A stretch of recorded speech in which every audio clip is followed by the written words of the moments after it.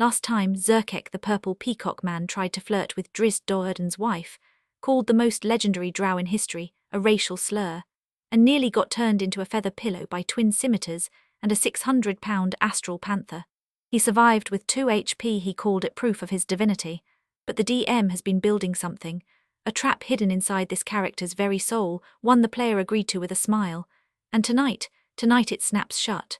This is how a peacock god falls. The next week there was no session. Most of the group, including the DM and the problem player, were at PAX East. The DM was there to enjoy herself, no drama, no conflict. She put in a genuine effort to be cordial. And honestly, a good time seemed to be had. Could there possibly be hope for this player? Could he actually be a normal, decent person to hang out with when dice weren't involved? Spoiler, no. The next session, after everyone returned, just a couple of hours before start, the player texted the group chat. He wouldn't be able to make it. Now that's fine, life happens. The DM has said repeatedly, you don't need to explain yourself, just say you can't come, no big deal. But this player couldn't help himself. His excuse went like this.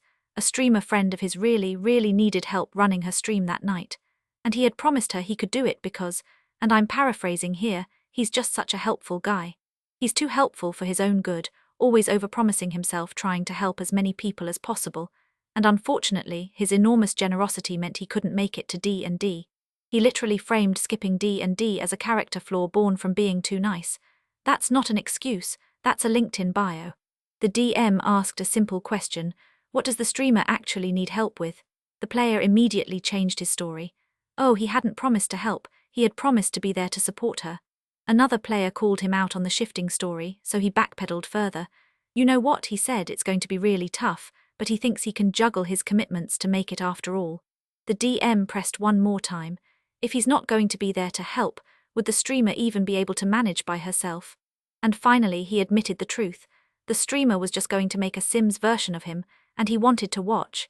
He blew off D&D, a game where multiple people carved out their evening for him, to watch someone make a cartoon version of himself in The Sims, and he dressed it up as selfless heroism. This man is a parody of a person. Zerkek isn't a character he plays. Zerkek is a documentary. The DM wasn't offended that he couldn't make it. She was offended at the parade of insultingly stupid lies. If he had just said, hey, can't make it tonight, done. Fine, no explanation needed. Instead he chose to treat her like she was too dumb to see through the most transparent excuse in tabletop history. The session that followed was supposed to be a happy occasion. It was the paladin baby's first birthday party. Remember, that baby was the child of the succubus and the doppelganger from Krallus's threesome days, a DMPC that served as the party's healer. The celebration started well enough, but then the parents showed up. The succubus and the doppelganger walked in carrying a box, singing happy birthday. They lifted the lid and outpoured their present to their child. Building blocks, made from the cubed flesh of Krallus Dawnscream. Remember that blood moon when Krallus left for his yoga retreat? Yeah, Krallus didn't make it to yoga. Krallus became birthday presents, and nobody, not even the player, had noticed he'd been gone this whole time. A brawl erupted, and here's the beautiful part, they were stuck indoors, which meant Zerkek couldn't do his signature move of flying away. The doppelganger, being the succubus's true love, had also become a vampire. During the fight, it filled the room with swarms of bats. Zerkek tried to fly through the swarm to actually, for the very first time ever, heal another player. The first time, in the entire campaign, the first time this cleric even attempted to heal someone other than himself, and it was probably just because he wanted to get away from the succubus. Dozens of opportunity attacks from dozens of bats later, his health was critically low, and the player was messing with Zerkek's HP count so much during this fight that the DM had to lock him out of adjusting it. Then someone cast web to snare the bats. Despite dexterity being his highest stat, Zerkek failed the saving throw. Caught in the web, another player lit it on fire to burn the bats. Zerkek failed every single saving throw to escape. The peacock was trapped, his arms held aloft by the web in a Christ-like pose, flames wreathing his form. When a god burns, is it holy fire? Then it happened, the big thing, the moment the DM had been waiting for. Zerkek was burning, low HP trapped, and the player declared he was going to drink a potion of healing. 19 health back, he announced. The DM's eyes narrowed. A potion of healing restores 2d4 plus 2. The maximum you can roll on 2d4 is 8, plus 2 is 10. The absolute maximum is 10. He claimed 19. She asked him where the roll was, And for the first time in this entire saga, the player made a mistake he couldn't take back. He said he'd used his physical dice, not the website's roller that everyone could see, not the 3D dice that left a record, his physical dice, at home, where nobody could verify it. Months of little cheats he could wave away as forgetting. Months of whoops and I'm just bad at math and guys I forgot how to play again. And he threw it all away for 9 extra hit points. 9, while burning alive in a web.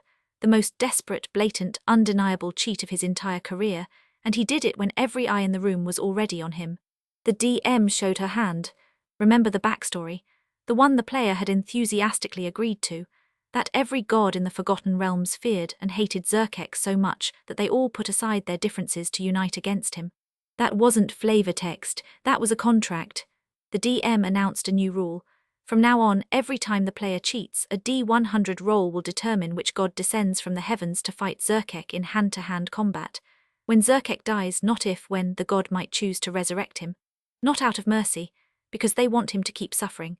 This would continue until the player stopped cheating. For an extended period, the only way he could keep playing was under this condition. It's perfect, it's absolutely perfect. She didn't kick him out, she didn't yell, she didn't make a scene. She took the premise he'd agreed to, the one he loved, the one that fed his narcissism, and turned it into consequences. You want to be a god that all other gods fear? Great, they're coming for you. Every time you cheat they notice and they're angry. The player quit. He didn't argue, he didn't defend himself. He didn't say I wasn't cheating, or it was a mistake, or I forgot how potions work. He just quit, because for the first time he couldn't cheat his way out. The trap was built from his own ego, locked with his own enthusiasm, and the key was something he was fundamentally incapable of doing, playing fair. Everybody else stayed. Story-wise, Zerkek's disappearance was fitting. One day, while praying to himself, as he always did, gazing into his little hand mirror to glimpse his divine self gazing back, he got lost. Lost in his own reflection. Now he wanders his divine realm, the mirror maze. An endless labyrinth of reflective walls stretching into infinity. And the only company he has, the only beings that inhabit this place, are the thousands upon thousands of instances of his own image staring back at him from every surface. For a god who worships only himself, it's either paradise or prison. Maybe it's both, maybe that's the point. And the DM, she never had to raise her voice. She never had to be the bad guy, even though the player desperately wanted her to be. She just built the story, laid the groundwork, and let the player walk himself into the trap he designed. That's not dungeon mastering. That's art. Outro. That's the Zerkek saga, a compulsive cheater, a narcissistic peacock, a DM with the patience of a saint and the strategic mind of a chess grandmaster. If you survived this whole story, thank you. Hit subscribe if you want more tales of the worst players in tabletop history, because trust me, the horror stories never stop. And if you're out there, Zerkek, somewhere in your mirror maze, surrounded by 1,000 reflections of yourself, I hope you're happy, you're the only one who'd be.